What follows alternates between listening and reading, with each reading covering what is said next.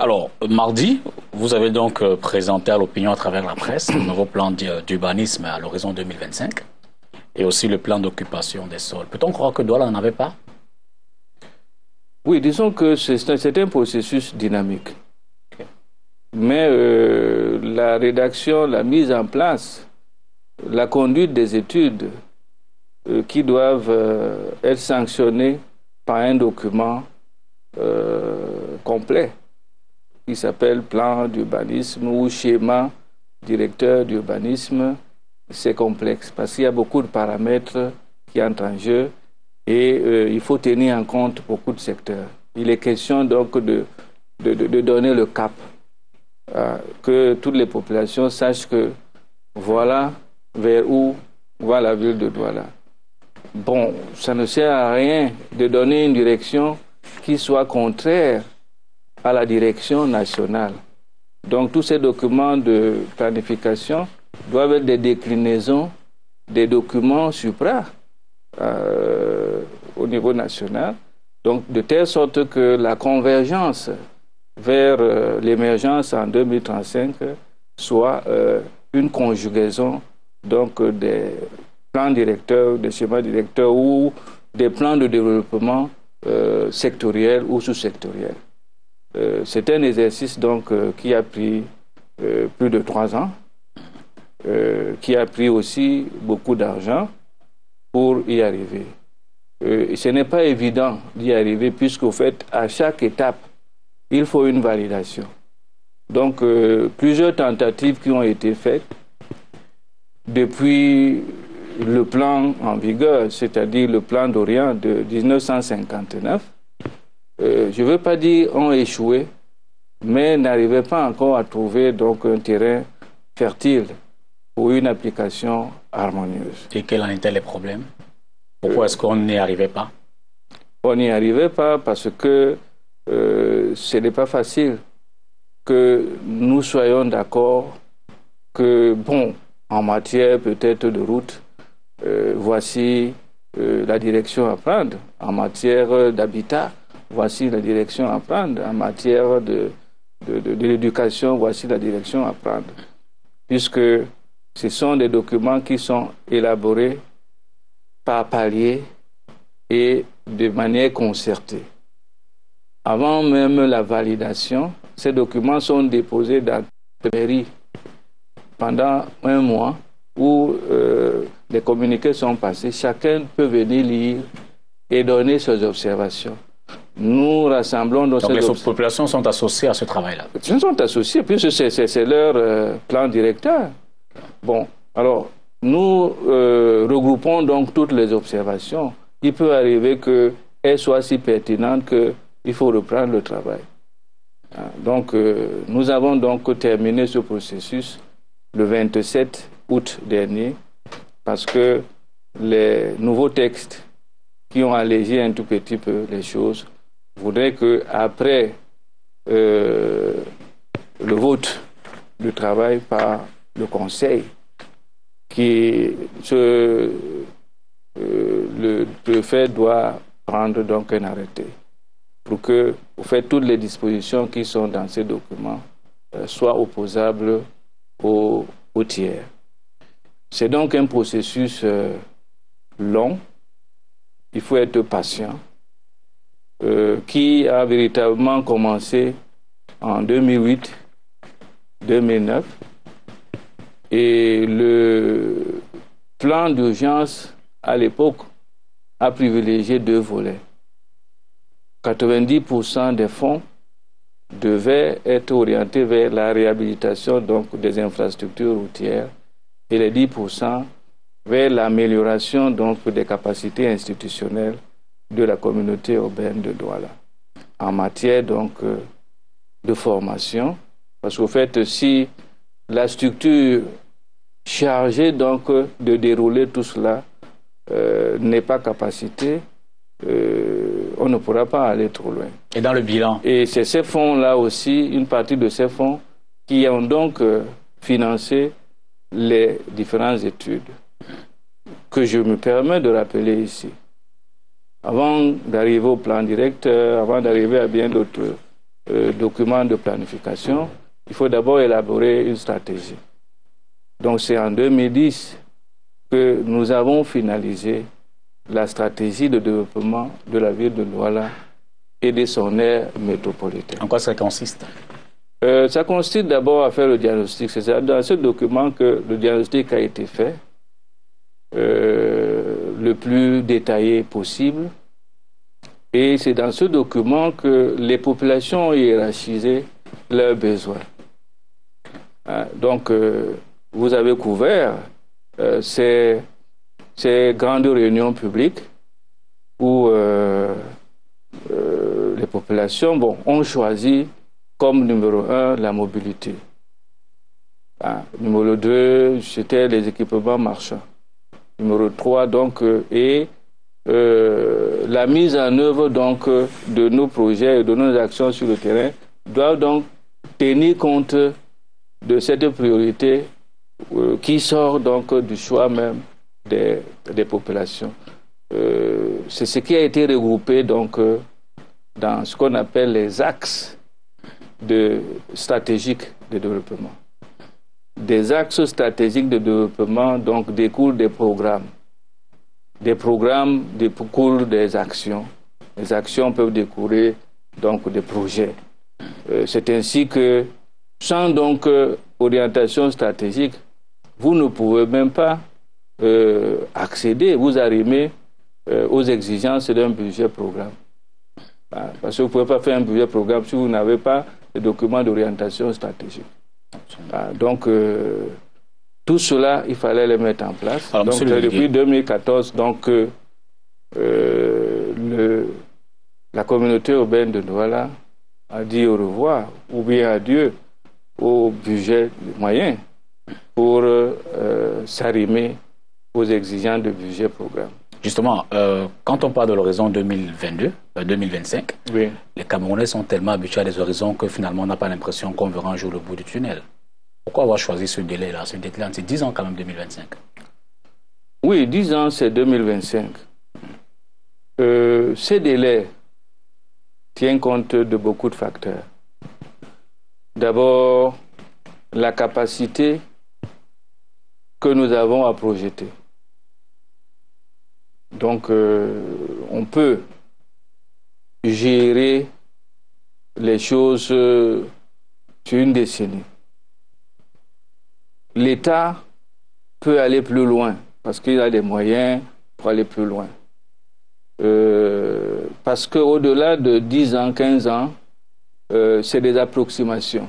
Donc, vaut mieux aller par palier de 10, 15 ans. Bien entendu, après avoir consommé un quinquennat, nous allons donc réajuster, puisqu'il y a des études de réadaptation ou de réajustement du plan d'urbanisme qui ont déjà commencé. Donc c'est comme ça. Donc 2025, c'est parce que les informations à notre possession, la complexité de mise en place ne pouvait pas nous permettre de faire des projections au-delà de projections opérationnelles, au-delà de 10 ans. Mais vous savez que on ne peut faire des projections stratégiques sur 30 ans ou 40 ans. Monsieur le délégué, je suggère qu'on évoque donc la question des chantiers de Douala. On a souvent l'impression que ce sont des chantiers sans fin. Si vous voulez, on va les séquencer. Commençons peut-être par les routes. Déjà en 2006, quand vous êtes arrivé, quel était l'état des routes? Et 9 ans après, avez-vous le sentiment qu'on a un peu avancé? Les populations ont l'impression que la communauté traîne peut-être le pas. Oui, bon, je comprends un tout petit peu vos préoccupations, même si ce n'est pas comme ça qu'il fallait les formuler, parce que nous faisons la différence entre les préoccupations quotidiennes et les programmes qui nous permettent de faire avancer la ville vers un développement acceptable pour tout le monde. Puisque vous voulez parler des routes, depuis 2007, la communauté urbaine de Douala, je vous l'ai dit tantôt, a eu les moyens pour réhabiliter les routes et remettre la ville de Douala sur la voie de la croissance. Je peux vous donner quelques exemples. En 2007, il n'était pas facile de partir de la zone industrielle de Bassa, par exemple, via Ndokoti, Carrefour Ndokoti, ou le centre-ville, qui est le centre commercial, c'est-à-dire Akwa et Noubel, et le port autonome, qui est un point névralgique par rapport aux échanges économiques. Si nous allons en détail, projetez-vous en 2007, c'était pas facile de partir de Ndokoti pour la ville. Si vous prenez la route d'Aïdo-Bassa, c'est-à-dire qui part de Ndokoti vers l'école publique de Daïdo via université et autres, c'était pas praticable. Même les raccourcis qui permettent de passer de cette route à la rue Roger Mila par le BPCT ou par le stade Omnisport n'étaient pas praticables. D'ailleurs, même la route Roger Mila, c'est celle qui passe devant BPCT, n'était pas pratique. BPCT même, c'était un bourbier emblématique. Ce programme donc a permis d'améliorer cette rotation. C'est un acquis, c'est une action positive. C'est ce qu'on appelle même en médecine maintenir en bon état les fonctions vitales. Donc personne ne peut le nier que ça a été fait. La préoccupation du contrat de ville était aussi de désenclaver certaines zones, en particulier Douala Nord. C'était pas facile pour les populations des autres zones de la ville d'atteindre l'hôpital général, d'atteindre Bonamoussadi, d'atteindre Makepe. C'est pour cela que vous avez vu que une partie de ces dotations financières s'est occupée des voies de contournement. Prenons toujours notre fameux Ndokoti. Vous pouvez atteindre Douala 5 par Zachman. Et par Zachman, vous pouvez arriver à Douala, à l'hôpital général. Par Zachman, vous pouvez continuer vers Bipanda. Par Zachman, vous pouvez aller vers l'ancienne décharge d'Isakam et atteindre Makepe. Donc il y a toujours quelque chose qui sous-tend les travaux. Les travaux ne se font pas au hasard. Donc c'est cette dynamique que nous devons inoculer à nos populations. C'est-à-dire que, certes, il y a des problèmes quotidiens, mais c'est en sachant où on va, en comprenant où on va, qu'on adhère mieux. Donc ça, c'est la raison d'être même de la campagne actuelle par rapport au nouveau plan directeur d'urbanisme. Non, puisqu'on parle d'actualité,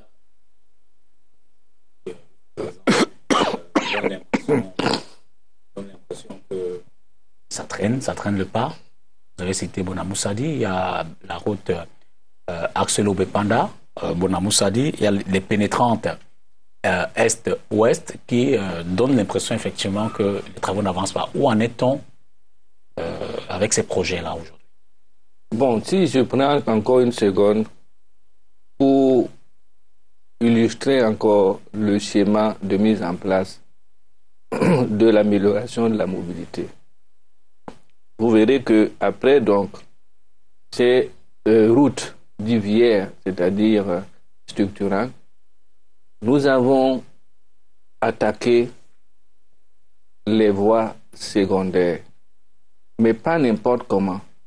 On réhabilite d'abord toutes les routes qui avaient déjà du goudron, qui avaient déjà des caniveaux et qui étaient dans un mauvais état. C'est ce qu'on appelle le traitement curatif d'un certain nombre de routes. Et si vous êtes attentif, vous verrez que tout le damier de Bonapriso a été traité. Parce que vous prenez la rue Koloko, vous prenez la rue Ndjonjo, qui est devenue la rue Sopopriso, vous prenez la rue Tokoto, qui n'étaient pas les routes praticables. Donc, nous avons mis à niveau, on a remis à niveau ce damier. Si vous êtes attentif, vous prenez le damier de Bali. Nous sommes en train de terminer donc la réhabilitation ou le traitement curatif pour que ces routes qui étaient bien avant soient Bounanjo. Même chose. Nous sommes en train de terminer Akwa. Tout le monde peut voir qu'il ne nous restait que quelques rues vers Bonakwama, quelques rues vers Hôtel Prince de Galles qui sont en train de te finaliser. Nous n'avons pas oublié Daïdo. Daïdo aussi, toutes ces rues secondaires ont été réhabilitées. À côté donc de ce programme de réhabilitation de nos voies secondaires, nous avons entrepris un programme de pavage des routes. Ce programme aussi répond à des critères bien précis.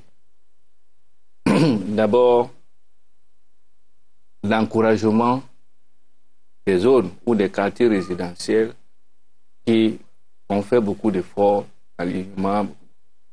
C'est ainsi que le programme pavé de Bonapriso est vers la fin.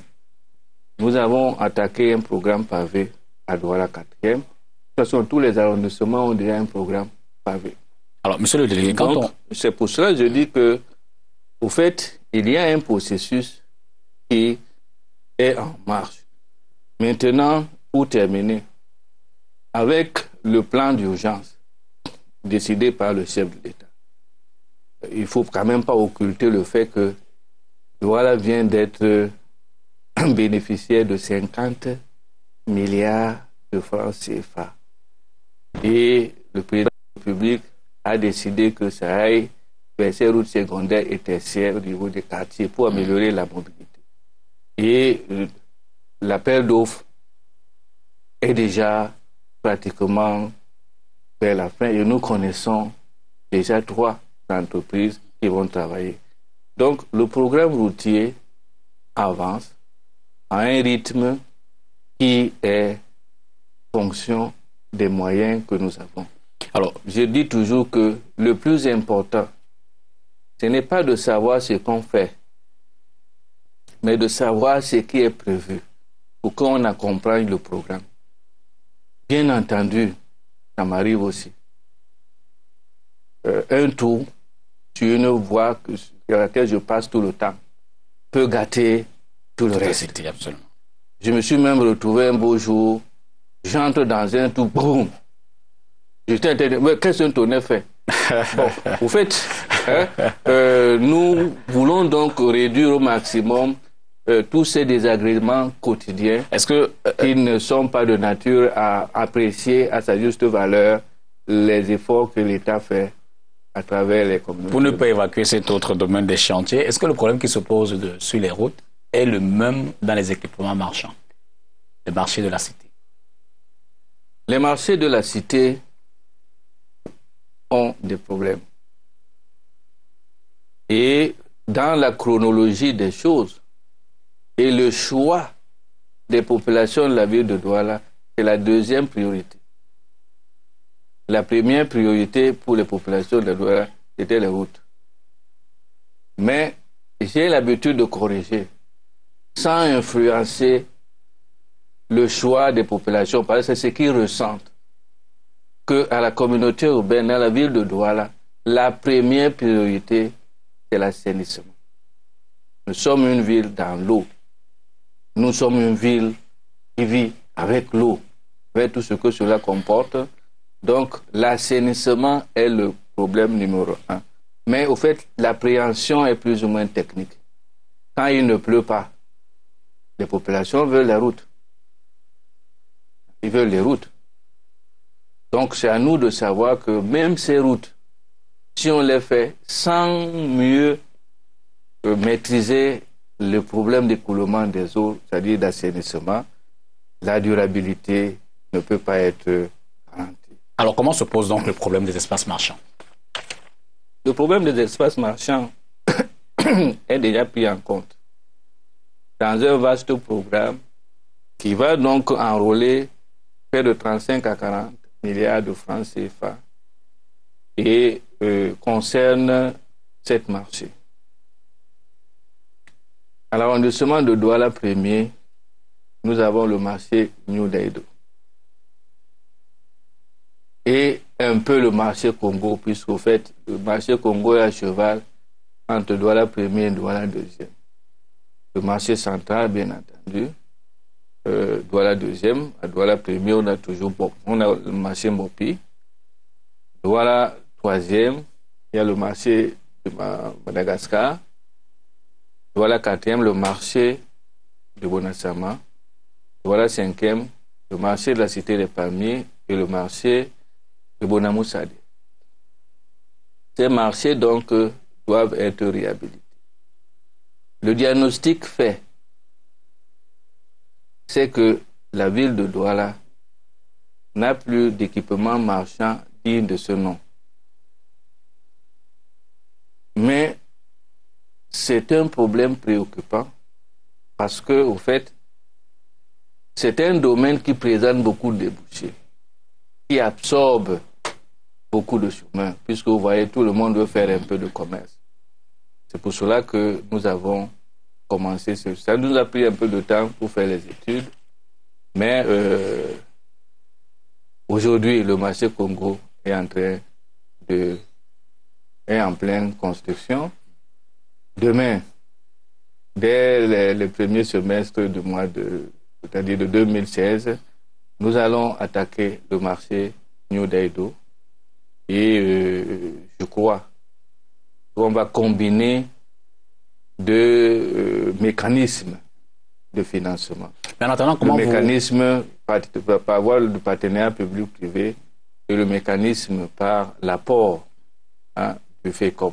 Si vous êtes sur le front du quotidien et de l'avenir, comment vous essayez de juguler, comment vous essayez de gérer donc le quotidien, notamment dans les marchés, les espaces surchargés qu'on rencontre souvent, pas très souvent des allées, alors que c'est prévu pour cela, et même l'octroi des places, la place des représentants, des commerçants, des incendies qu'on retrouve, les infrastructures, peut-être pas forcément toujours bien aménagées. Comment au quotidien vous essayez d'apporter des solutions à tout cela? Nous gérons au quotidien de façon à ce qu'on préserve l'essentiel. L'essentiel, c'est quoi? La sécurité des lieux. Donc, la surveillance des installations électriques qui ne sont pas à un niveau top s'impose et est assurée par les sapeurs-pompiers. Ce qui ne veut pas dire que quand on tourne le dos, il ne peut pas avoir un geste intempestif d'un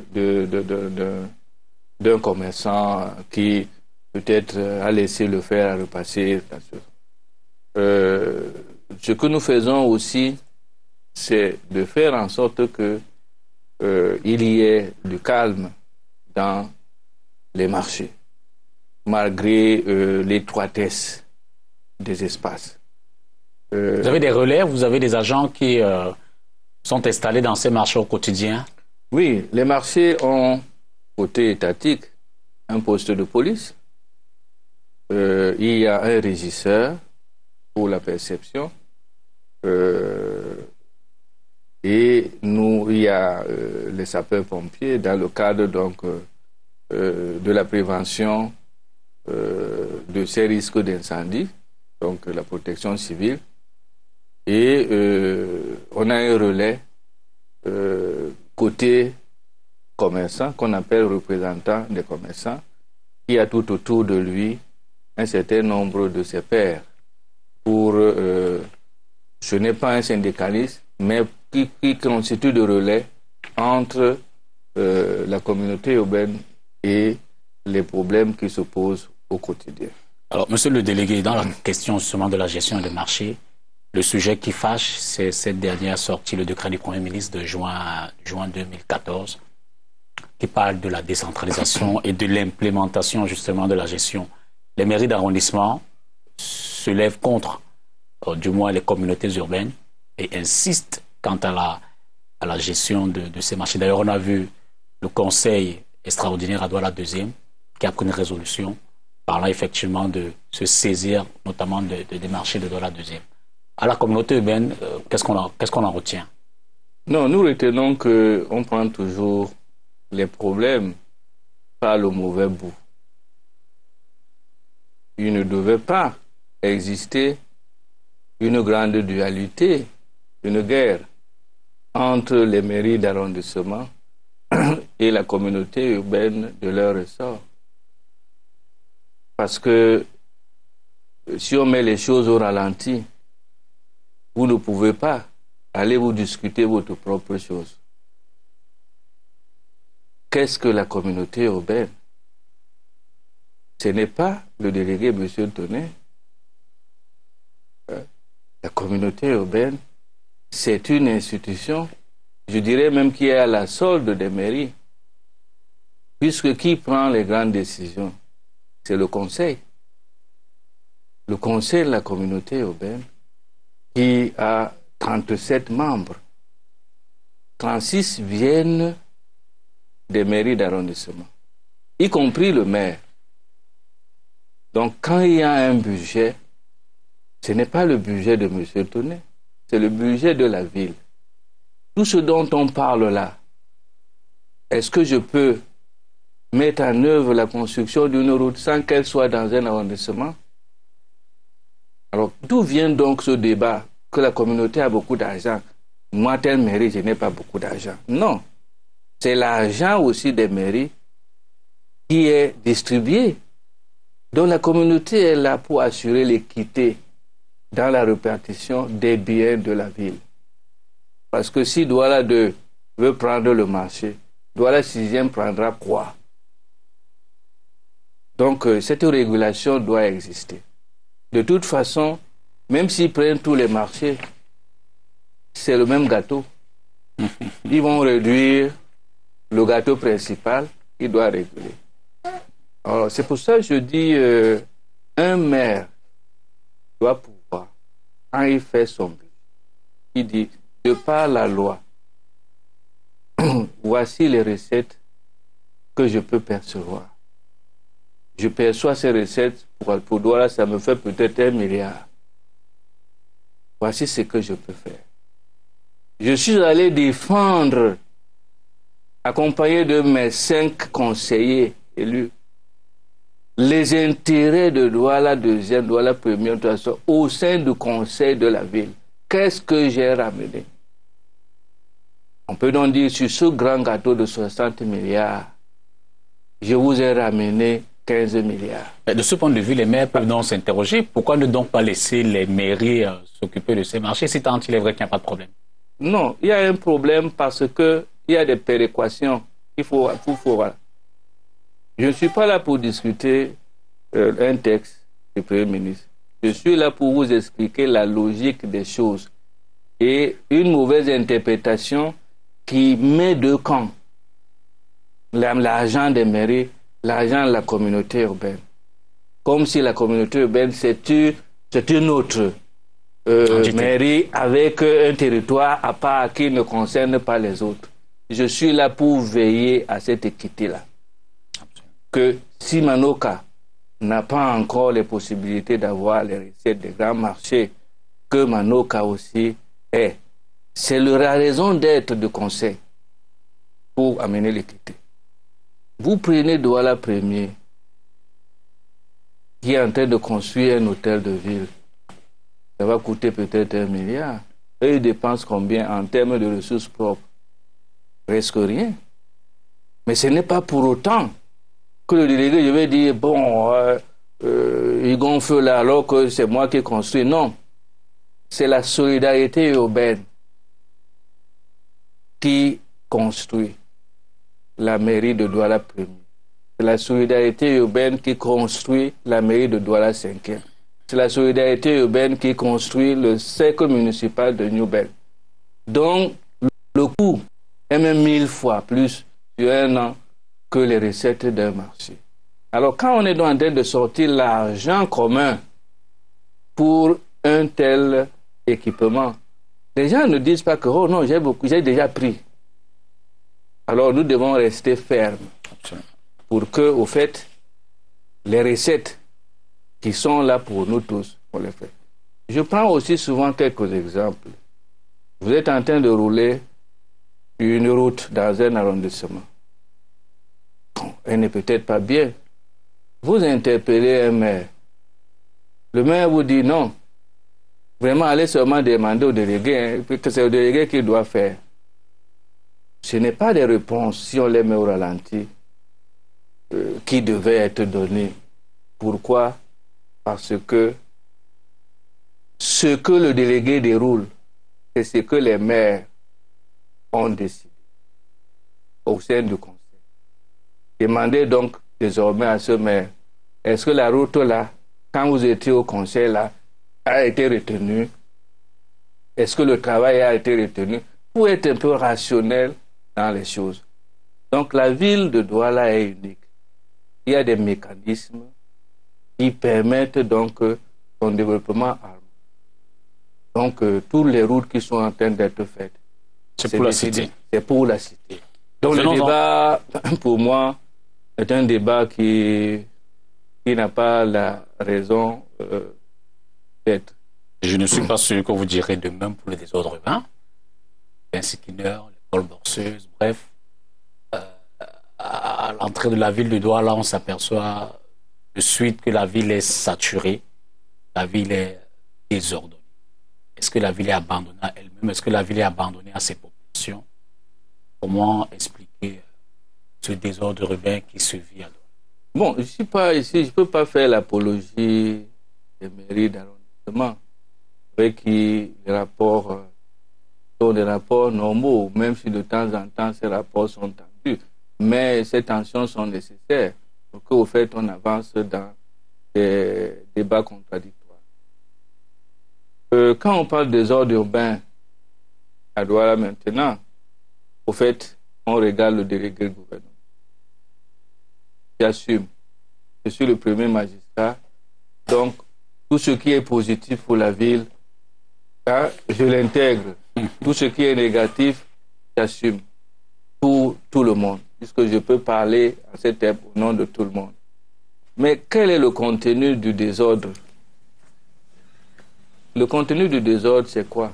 C'est les éléments de proximité. Si vous allez donc voir la répartition des tâches que nous avons consenti nous-mêmes entre la communauté urbaine et les mairies d'arrondissement, vous verrez que, au fait, la communauté urbaine doit jouer plutôt le rôle d'appui logistique. Hein, puisqu'au fait, les mairies n'ayant pas beaucoup de moyens. Hein, donc, si on achète un camion, peut-être une remorqueuse, c'est pour remorquer quoi? Où? Donc, ça a été acheté par la communauté urbaine pour garantir l'utilisation commune de tout le monde. Mais pas que la communauté urbaine a sa route. Même si elle va utiliser sur une route, la route sera dans un arrondissement. C'est ce que vous devez retenir. Retenir aussi que on gagnerait à ce qu'il y ait vraiment une décentralisation franche, hein, dans la prise en charge de ces problèmes. Pas une décentralisation franche, vous faites allusion à quoi? Je veux dire que le délégué est amené à aller dégager les gens sur le trottoir. C'est des arrêts de match inutiles. Ça pouvait se faire au niveau de l'arrondissement. Le rôle du délégué, c'est de faire la route. S'il a fait la route, il a fait les trottoirs. Hein, une fois qu'il a fini, on dit, bon, arrondissement, voilà, voici votre route. Et chaque arrondissement doit prendre les dispositions pour protéger leur route. Bon, les Bensikines payent leur impôt libératoire au niveau des arrondissements. Je pense que le législateur, l'État, en organisant le travail comme ça, voulait leur faciliter. Donc si tout est fait au niveau de la communauté urbaine, je crois qu'on n'ira pas très vite. Donc les maires ont la volonté de le faire, mais il faut qu'on trouve bien d'autres mécanismes qui permettent que ces maires soient plus autonomes. Les mécanismes actuels ne le permettent pas, parce qu'il n'y a, en dehors de la dotation générale de fonctionnement, on ne peut pas considérer que la caisse de la communauté urbaine est une caisse en termes de banque de tout le monde. Absolument. Or, tous les mécanismes passent par le conseil. Donc, ça fait partie du débat et c'est ça qui fait des problèmes. Parce que la lutte contre le désordre urbain, c'est un problème réel. Il peut même coûter plus cher. Parce que ce n'est pas facile de faire observer la discipline urbaine, surtout dans un milieu où tout le monde voudrait la survie. Et à ce jour, quelles sont les mesures qui sont prises ou alors qui sont prévues pour davantage ramener Douala dans une certaine discipline? Bon, les mesures qui sont prévues, c'est que Douala dispose déjà, au fait, d'une structure, d'une entité consensuelle. Parce que la lutte, ce n'est pas seulement l'affaire des collectivités. Il y a les forces du maintien de l'ordre qui interviennent, il y a les autorités administratives qui interviennent, les médias doivent intervenir parce qu'il y a un grand volet sensibilisation là-dedans. Donc nous avons essayé de fédérer donc, toutes ces tendances-là au sein donc d'une plateforme, la plateforme de lutte contre le désordre urbain et la protection civile.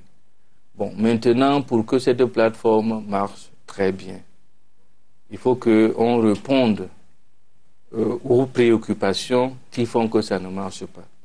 La première préoccupation, c'est donc le principal, la permanence de l'action.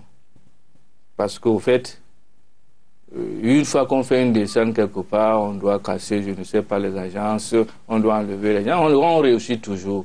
Mais 2 ou 3 semaines plus tard, voilà. Qu'est-ce qui sous-tend ça? Ce qui sous-tend ça, c'est le manque de ressources suffisantes pour que l'activité devienne une activité quotidienne, puisqu'il y a une incidence financière. Maintenant, il faut que nous ayons les moyens matériels nécessaires pour le faire.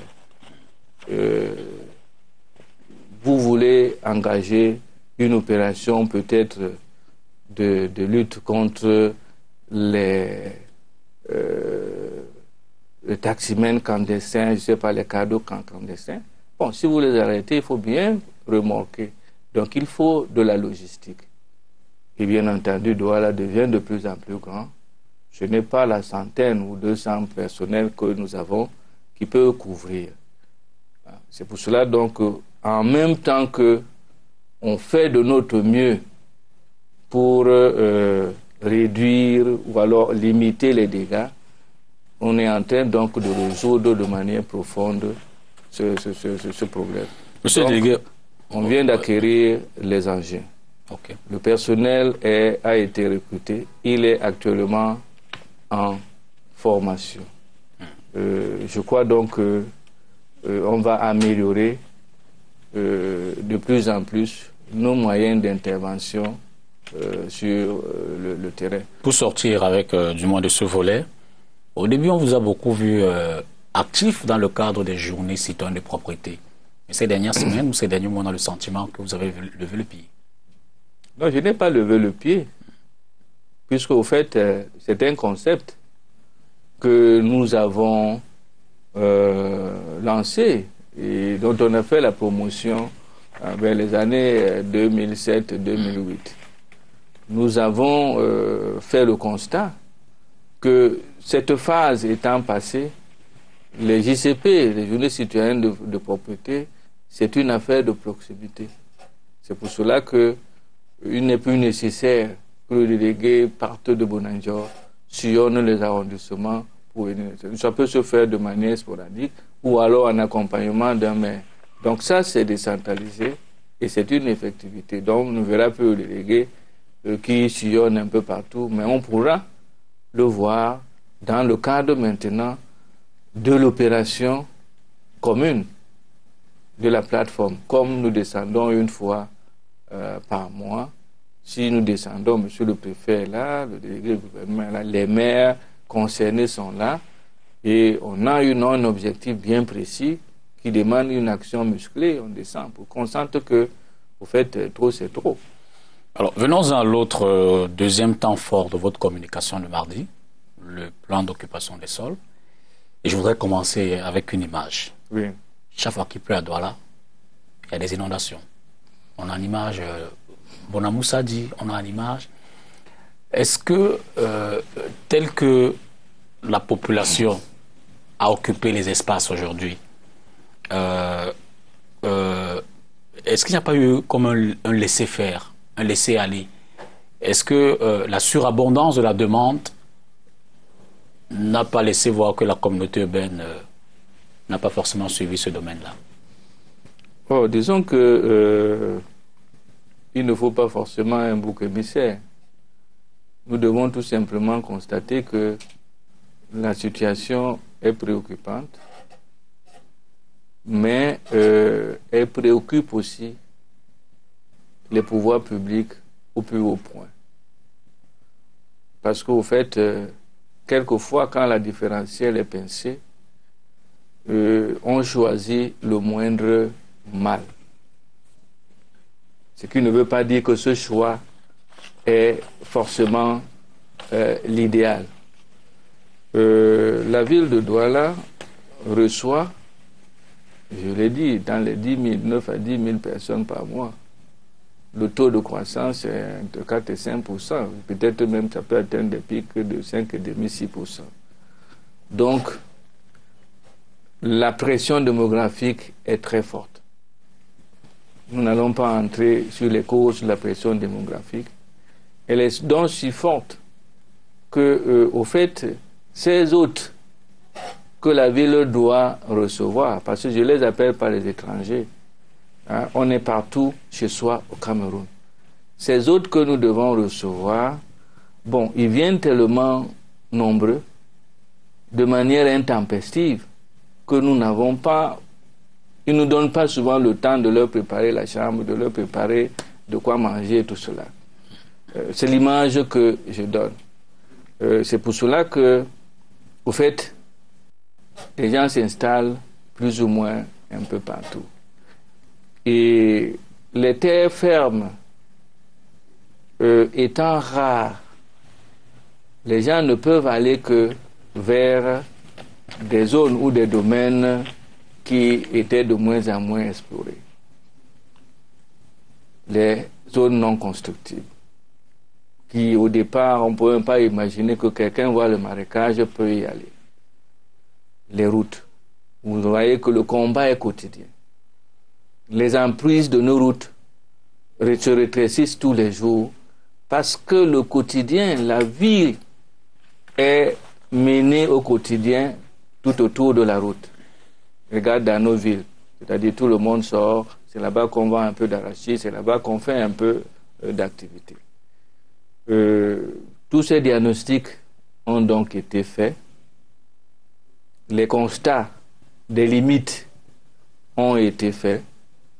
Le plan d'occupation des sols est enfin là, c'est-à-dire ce document donc qui soit opposable aux tiers. Ça ajoute seulement une bonne corde dans notre arsenal de lutte contre le désordre urbain et l'occupation illicite. Parlons justement de ce plan. Bon, une ville doit avoir un plan d'occupation de sol, un plan général et les plans sectoriels, qui fassent en sorte qu'on détermine des zones Tracel, ici, c'est des zones résidentielles. Il y a des zones industrielles, des zones non édificantes, il y a des zones qui sont réservées pour les affaires, on peut dire les centres des affaires, il y a des zones portuaires et consorts. Et chaque zone a ses caractéristiques. Vous ne pouvez pas venir implanter une usine dans une zone qui est prévue comme zone industrielle. La délimitation aussi et l'affectation des zones ne se fait pas au hasard. Vous ne pouvez pas aller mettre une zone industrielle, je ne sais pas, très loin du port. Or, s'il y a des terrains qui sont à côté du port, c'est plus facile que la zone industrielle soit... Alors, le plan que vous proposez a tenu compte de tout ça. Il a des contraintes. Désormais, une entreprise ne s'installera plus en dehors des zones industrielles, par exemple. Oui. Alors, je peux vous dire que depuis que ce plan a été approuvé, depuis le mois d'août, tous les jours, je signe au moins 25 à 50 rejets des demandes ou d'implantation, des demandes de permis de construire.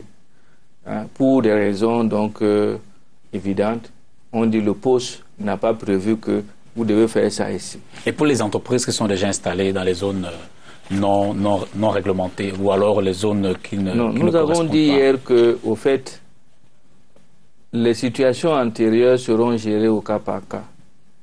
Ce n'est pas parce que le poste est validé que nous allons faire la chasse aux sorcières, inquiéter les populations pour rien. Parce que la plupart de nos populations vivent encore dans des zones plus ou moins résidentielles et certains, depuis des années, ils sont nés là. Donc on ne peut pas aller dire que parce que le poste est là, tout le monde doit casser sa maison, faire des alignements. Mais au cas où une situation nous amène à revoir les dispositions par rapport au poste, si l'intéressé demande pour une modification, on va l'accompagner à rectifier par rapport aux dispositions du poste. Parce que c'est la seule façon d'avoir une ville ordonnée, c'est la seule façon d'avoir des bons alignements, c'est la seule façon d'avoir une ville belle. Or, si vous n'avez pas un bon plan d'occupation des sols, alors vous allez avoir une ville désordonnée et qui n'a pas d'attrait. Et on peut dire ce soir aux téléspectateurs qui peuvent dormir tranquilles en 2025, Douala se réparer. Si je leur dis ça, certains vont me dire, je n'ai pas encore été à Paris. Paris, c'est comment? Bon, au fait, ce n'est pas là notre finalité. On peut prendre ça comme image. Comme on dit, Paris n'a pas été fait en un jour. Bon, certains peuvent se comparer à Haussmann, c'est-à-dire il faut casser ou bien il faut faire pour ceci. Mais je veux dire que nous évoluons vers une ville où le maximum de citoyens a accès aux services de base. Ça, c'est l'idéal. On n'évolue pas vers une ville où on aura le maximum de gratte-ciel, ou une ville où on aura le maximum de piscines, ou bien le maximum de je sais pas, de plages.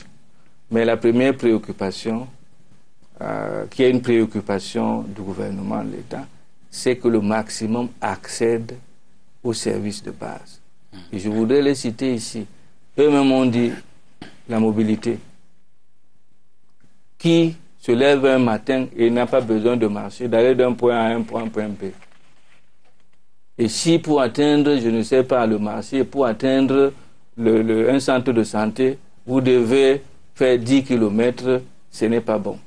Donc, l'accès à ça, c'est pour cela que les routes, tout ce qui est le transport est important. L'eau, à Douala, nous n'avons pas encore atteint 30-40% des populations qui ont accès normalement à l'eau potable. Si jamais la référence, c'est l'eau de CDE. Donc, c'est un problème. L'électricité. L'électricité fait partie des commodités quotidiennes, élémentaires. Et l'électricité fait aussi partie des éléments qui améliorent la quiétude, c'est-à-dire qui chassent l'insécurité. Et puis la route permet d'enlever les ordures.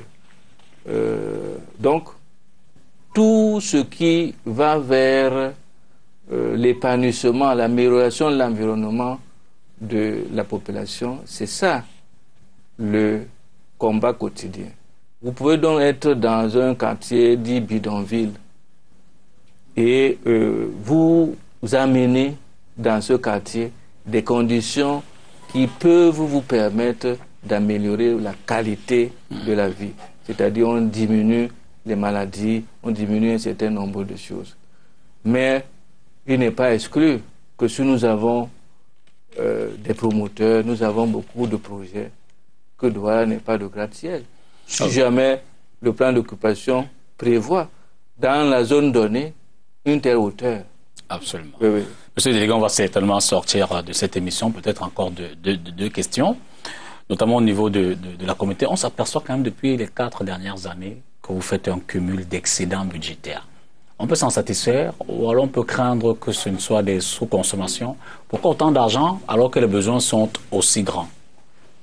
Oui, c'est une situation apparemment paradoxale, mais qui peut aussi s'expliquer. Parce que, au fait, quand on améliore les conditions dans les procédures, quand on change un système, il peut arriver que la période de transition soit difficilement vécue. Il se fait que il y a plus de 3, 4, 5 ans, on avait la situation inverse. C'est-à-dire que, comme on dit en jargon interne, les mandats cherchaient des fonds au niveau de la recette municipale. Maintenant, on a une situation où les fonds cherchent les mandats. Ça ne veut donc pas dire qu'on en a en excès. Ça veut dire qu'il y a eu un ralentissement de la procédure de traitement de tous les supports de paiement qui débouchent vers un mandat. Mais ça peut être un décompte, ça peut être un bon de commande, ça peut être une facture. Le deuxième facteur, c'est que nous sommes entrés depuis 2014 dans le nouveau système de budget programme. Ça veut donc dire que nous avons inscrit près de 175 projets que nous devons suivre de 2014 jusqu'à 2017. 2014, 2015, jusqu'à 2016, fin 2016. Alors, cette dose de charge initiale demande beaucoup de travail. Il y a des projets là-dedans qui peuvent se réaliser en 1 an, des projets en 1 an et demi, des projets justement en 3 ans. Donc c'est une cohorte qui, si nous avons même une petite inertie de démarrage, c'est-à-dire au lieu que on lance les marchés en janvier, février, il y a 2 mois de décalage, vous allez voir le décalage dans la mise en œuvre de ces marchés et qui marchent aussi avec leur argent prévu. Mais à terme, le problème est résolu.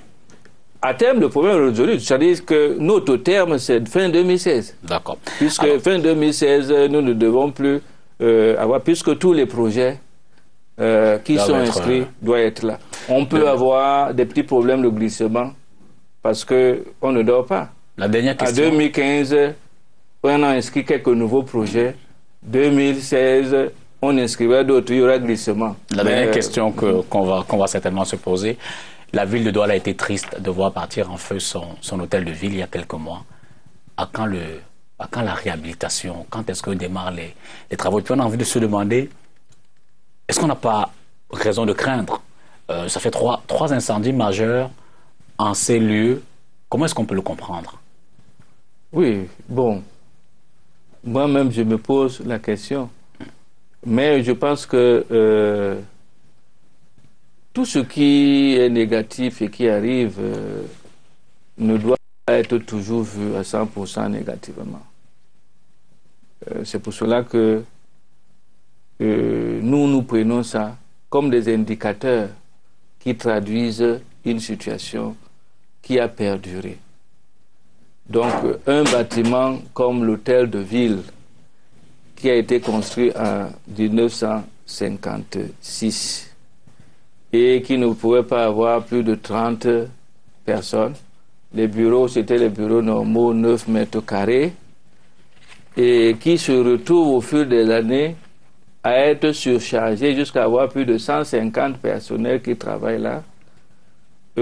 Tous ceux qui faisaient des couloirs de l'hôtel de ville pouvaient affirmer que c'était devenu des structures alvéolaires, c'est-à-dire des cloisonnements avec des contreplaqués. À quand le prochain hôtel de ville? Le prochain hôtel de ville, c'est en 2016, puisque à l'heure actuelle, nous avons terminé la phase de la présélection des entreprises ou groupes d'entreprises qui doivent donc compétir dans le cadre d'un appel d'offres restreint.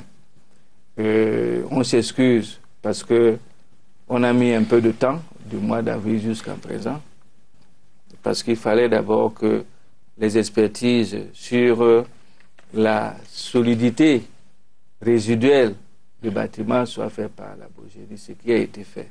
Dieu merci, on n'a pas atteint un stade où il faut tout raser. Okay. Deuxièmement, on ne va plus se limiter seulement à la partie sinistrée. Il est question de réhabiliter tout l'hôtel de ville. Donc, aux études qui concernent la partie sinistrée, on a ajouté toutes les autres études.